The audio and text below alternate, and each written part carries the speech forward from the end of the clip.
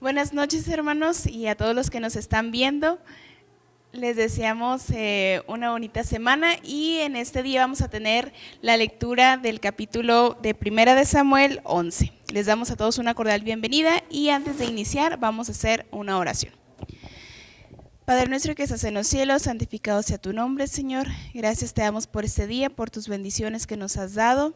Y ahora que vamos a leer tu palabra, que queremos pedirte que tú seas con nosotros, nos dirijas, Señor. Gracias por todas las bendiciones que derramas en nuestras vidas y por tus cuidados. En el nombre de Cristo Jesús, amén. Bueno, ahora tenemos a Job que nos va a guiar en esta lectura. Bueno, gracias. El capítulo anterior vimos cuando Saúl fue ungido como príncipe de Israel, pero fue ungido de manera secreta. Y también vimos cuando fue públicamente anunciado que Saúl iba a ser el rey de Israel. Hoy estudiaremos la primera batalla de Saúl en este pequeño pasaje, así que está dividido en dos, la victoria de Saúl y la confirmación del reino. Así que vamos a hablar de estos dos puntos, la victoria de Saúl ante un gran problema que ya habíamos hablado en capítulos anteriores, lo vamos a retomar, y la coronación, que es la confirmación del reino. Bien, ¿me ayudas a leer los primeros versículos 1 y 2? 1 y 2 dice: Después subió Naas amonita y acampó contra Jabes de Galat, y todos los de Jabes dijeron a Naas: haz alianza con nosotros y te serviremos. Y Naas amonita le respondió: con esta condición haré alianza con vosotros, que a cada uno de todos vosotros saque el ojo derecho y ponga esta afrenta sobre todo Israel. Tenemos a Naas, que es del pueblo de Amón, está del otro lado del Jordán, y del otro lado del Jordán dice que acampa contra Jabes de Galat. Jabes de Galat era una ciudad de refugio, era la que estaba más al este, y es ahí donde acampa. En segundo lugar, dice que solicita una alianza con una condición. ¿Y cuál era esa condición? Que se quitaran el ojo derecho. Con el objetivo de servirles. Pero ¿por qué crees que le haya pedido que le saque el ojo derecho? ¿Qué se te ocurre? No sé, venganza podría ser. Venganza era también como un castigo que le imponía al someter a otro pueblo. Okay. De esa manera sometían a los pueblos, pero también los imposibilitaban para la guerra. ¿Por qué? Porque por lo general las personas usaban la mano derecha con la espada y el escudo con el brazo izquierdo. Entonces, si tú te estás cubriendo con el escudo del izquierdo, necesitas tu ojo derecho para ver. Entonces, de esa manera los imposibilitaban para la guerra, para la batalla. Entonces, los hombres ya no podían pelear de una muy buena manera. Tenías que cambiar el escudo o pelear sin escudo. Y además pierdes es más riesgoso y pierdes la profundidad, pierdes esa proporción que nos dan los dos ojos y ves las cosas de diferente manera. Como quien dice, los ponía en desventaja, ¿no? Exacto, los puso en desventaja. Entonces los ancianos de Jabes le van a mandar una respuesta, versículo 3. Dice: entonces los ancianos de Jabes le dijeron: danos 7 días para que enviemos mensajeros por todo el territorio de Israel, y si no hay nadie que nos defienda, saldremos a ti. Bien, vemos primero un mensaje amenazador. Y los ancianos responden solicitando un tiempo. Sí. ¿Y para qué van a ocupar ese tiempo? Supongo que para planear, pensar y a ver qué estrategia iban a hacer. Correcto, de hecho le piden 7 días, 7 días, una semana, para enviar el mensaje a todo Israel. Recordemos que ellos están del otro lado del Jordán, son las tribus que no cruzaron el Jordán, e iban a enviar mensajeros a todo el pueblo. Sí. En segundo lugar, estos mensajeros pues iban por lo general a pie o a caballo. Sí. Y no todos tenían caballos o usaban en su defecto asnos o asnas. Y el tiempo de recorrer 40, 80 kilómetros y regresar más o menos era los 7 días. Okay. Y el motivo por el cual mandan a los mensajeros es para conocer si alguien los va a defender, si hay alguien que los defienda. porque ellos necesitaban en este momento un salvador, y quiero poner esos dos puntos. Número uno, una amenaza, una desventaja, Sí. y número dos, la necesidad de un salvador.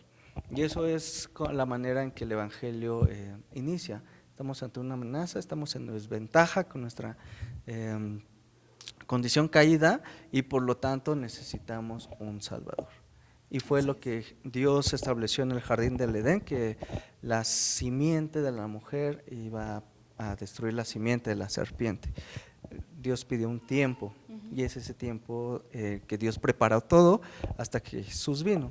De esa manera lo vamos a ir enlazando esta historia con el Evangelio. Entonces envían un mensaje, Sí. un mensaje. ¿Y a quién le llega ese mensaje? Versículos 4 y 5.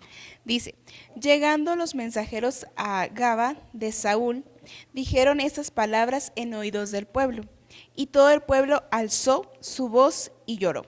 Y he aquí Saúl, que venía del campo tras los bueyes, y dijo Saúl, ¿qué tiene el pueblo que llora? Y le contaron las palabras de los hombres de Jabes. Bien, llegan los mensajeros por todo el territorio, llegan a la tierra de Benjamín. La tierra de Benjamín tiene esta ciudad que se llama Gabá, que estudiamos en Jueces capítulo 21, donde Dios ejecutó un juicio. Y es ahí donde vive Saúl. Ahora, no vemos que llega el mensaje a Saúl. Primero, ¿a quién le llega el mensaje? Al pueblo. Al pueblo. Esto significa que Saúl no había tomado como su cargo de rey, no porque fuera flojo o holgazán, sino que tenía hombres a su cargo, pero todavía no había recibido la primera instrucción. No vemos aquí un sistema de gobierno todavía impuesto, es lo que vamos a ver al final, pero vemos que Saúl, en primer lugar,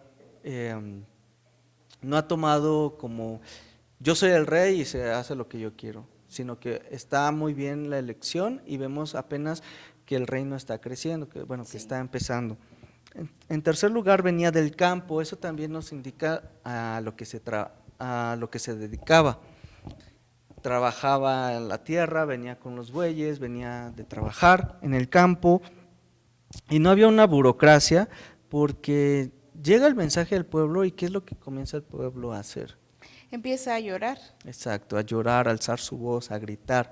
Entonces llega, imagínate esa escena, llega Saúl y el pueblo está gritando, llorando. ¿Y cuál es la pregunta obvia? ¿Qué está pasando? ¿Qué está pasando? Ajá, ¿Por qué lloran? Y entonces le contaron las palabras de los hombres de Jabes. Así que Saúl va a hacer algo. Vamos a leerlo del versículo 6 al versículo 8.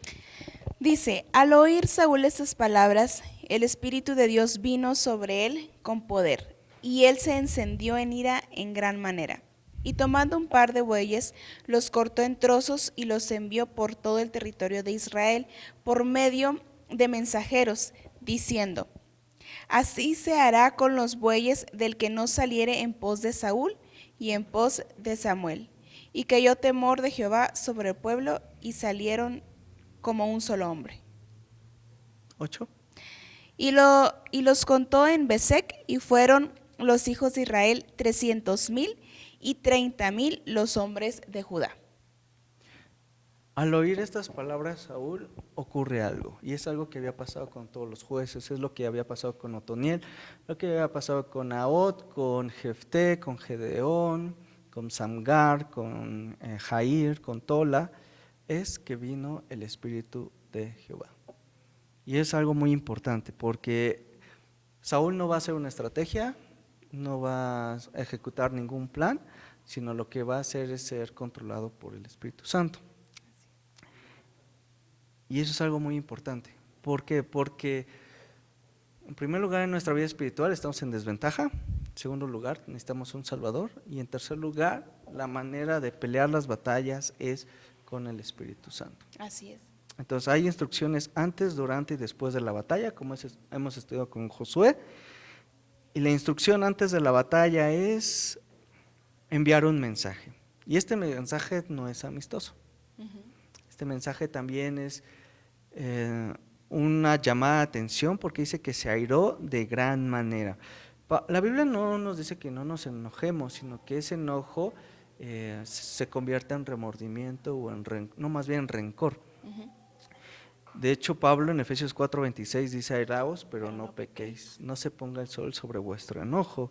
Y esta ira es santa en el sentido de que es una indignación en contra de lo que Naas, el amonita, el enemigo, quiere hacer con el pueblo de Israel. Así que esta ira viene para salvar al pueblo. Y Saúl hace mención en su mensaje de que el que no saliera en pos de Saúl y en pos de Samuel, así se hará con los bueyes de aquel hombre. Y es muy importante que Samuel esté mencionado en este pasaje, porque podemos pensar que Saúl recibió esto de Dios y dijo, bueno, pues lo voy a hacer, pero une a Samuel a la batalla. Entonces Samuel también es llamado, es convocado de esta manera, y creo que Samuel lo acepta porque en el mismo versículo dice: y cayó el temor de Jehová sobre el pueblo. Entonces vemos a Dios actuando. Y este temor no es un temor de miedo, sino un temor de respeto, por lo cual implica obediencia. Y salieron como un solo hombre, es decir, todos juntos. Unidos. Unidos. ¿Y quién era el líder? Pues principalmente Dios, ¿no? Exacto, muy bien. Dios era el líder que estaba utilizando a estos dos hombres, a Saúl y a Samuel. Con esta pequeña imagen de un buey hecho pedazos, así nos recuerda también la historia de Gabá, de Jueces 21, cuando murió aquella mujer y fue repartida igual así su cuerpo, de esta manera para mandar un mensaje. Y después de que se mandó ese mensaje, se convocó a todo Israel, vino juicio sobre Benjamín. Ahora vemos que se convoca a Israel, pero va a venir un juicio sobre Naas el amonita. Entonces se juntaron en un lugar, en Besek, que es ya del otro lado del Jordán, y aquí hace por primera vez la distinción, bueno, no por primera vez, pero hace una distinción al pueblo entre los de Israel y los de Judá. Y es algo que vamos a empezar a ver es muy importante esta división en el reino, pero vemos que los de Israel son 300,000 y los hombres de Judá son 30,000, eran literalmente el 10%. Pero con esto Dios va a hacer algo impresionante. ¿Y qué es lo que va a hacer? Versículos 9 al 11. Dice: y respondieron a los mensajeros que habían venido: así diréis a los de Jabes de Galaad: mañana al calentar el sol seréis librados. Y vinieron los mensajeros y lo anunciaron a los de Jabes, los cuales se alegraron. Versículo 10. Y los de Jabes dijeron a los enemigos: mañana saldremos a vosotros para que hagáis con nosotros todo lo que bien os pareciere. El 11. Aconteció que el día siguiente dispuso Saúl al pueblo en 3 compañías y entraron en medio del campamento a la vigilia de la mañana e hirieron a los amonitas hasta que el día calentó. Y los que quedaron fueron dispersos, de tal manera que no quedaron 2 de ellos juntos. Bien.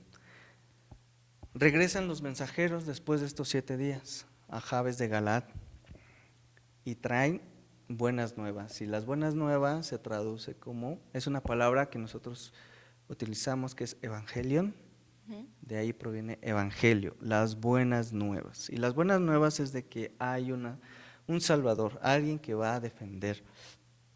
Y les da las instrucciones durante la batalla, bueno, aunque todavía no va a haber una batalla, pero usan una frase muy, ¿cómo podría llamarla? Como que no es claro lo que quieren dar a entender, porque Nad les dice: yo les voy a sacar el ojo y ustedes van a ser mis siervos. Y ellos responden: mañana saldremos a vosotros para que hagáis con nosotros lo que bien les parece. O sea, no le están diciendo ni sí ni no. Ajá, sí. Y también ocurre algo muy interesante. Saúl divide al ejército y lo divide en 3, en 3 compañías. Muy similar a la división que hizo Gedeón cuando atacó esta colisión de los madianitas y otros pueblos que atacaban a Israel. También los dividió a sus 300 hombres en 3 compañías. Bueno, aquí Saúl tiene a 300,000 de Israel y a 30 de Judá y los divide en 3. 110,000 en cada compañía. Ujú. Y al salir el sol, se enfrentan a Naas. Fueron como un solo hombre y lo derrotaron. Lo derrotaron de manera que no quedaron dos personas juntas. Es decir, esto ya se había mencionado antes cuando el pueblo de Israel había perdido la batalla ante los filisteos y perdieron el arca. También no hubo dos hombres que regresaran juntos. De esta manera vemos que cuando el pueblo sigue las instrucciones antes, durante y después de la batalla, es Dios quien da la victoria y es una victoria completa. Así es. Entonces regresamos a la comparación que tenemos con nuestra vida cristiana. Hay una amenaza, hay una desventaja claramente y necesitamos un Salvador. Entonces viene un evangelio, vienen mensajeros con buenas nuevas que Dios va a rescatarnos y Dios ha hecho el rescate de manera completa. Segunda parte, la coronación de Saúl. Versículos 12 y 13. Dice, el pueblo entonces dijo a Samuel, ¿quiénes son los que decían, ¿ha de reinar Saúl sobre nosotros? Dadnos esos hombres y los mataremos. Y Saúl dijo, no morirá hoy ninguno, porque hoy Jehová ha dado salvación en Israel. Cuando Saúl fue nombrado rey, hubo hombres que fueron tocados por Dios para que acompañaran a Saúl. Pero hubo hombres que no fueron tocados por Dios y estos hombres menospreciaron a Saúl. Dijeron, ¿quién es este o por qué Dios ha escogido a este hombre? Y Saúl, leímos que se hizo el sordo, no los escuchó, no les interesó que no le hayan traído algún regalo, algún presente, lo dejó pasar. Y estos hombres, no sabemos si fueron los que Dios había tocado, pero otros comentaron, bueno, ¿dónde están aquellos que no creían que Saúl iba a ser rey? Y Saúl los detuvo. Y creo que esto fue una buena acción. ¿Por qué? Porque la batalla no había sido ganada por Israel, sino por Dios. Es Dios quien nos da la victoria y en eso podemos estar seguros. Vamos a terminar, versículos 14 y 15.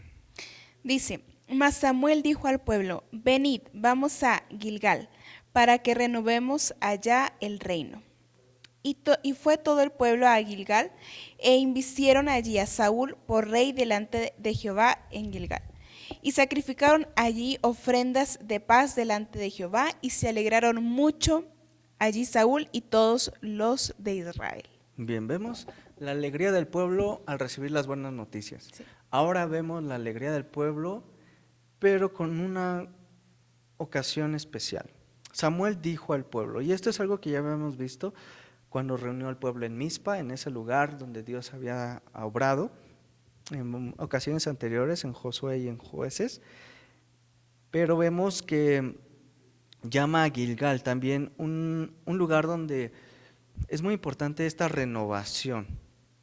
¿Por qué? Porque fue en Gilgal cuando el pueblo, después de que cruzó el Jordán, se detuvieron ahí. Y Dios les pidió que se circuncidaran.